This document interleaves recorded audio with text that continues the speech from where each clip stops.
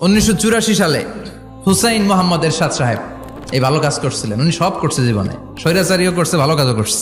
উনার কারণে আজ অবধি এই 84 থেকে আজ বাংলাদেশের রাষ্ট্রীয়ভাবে সাপ্তাহিক ছুটির দিন কোনটা? পৃথিবীর অনেক দেশে কিন্তু শুক্রবার ছুটির দিন না। আমি বছরের বেশিরভাগ সময় মালয়েশিয়াতে থাকি। মালয়েশিয়ার সাপ্তাহিক ছুটির দিন রবিবার।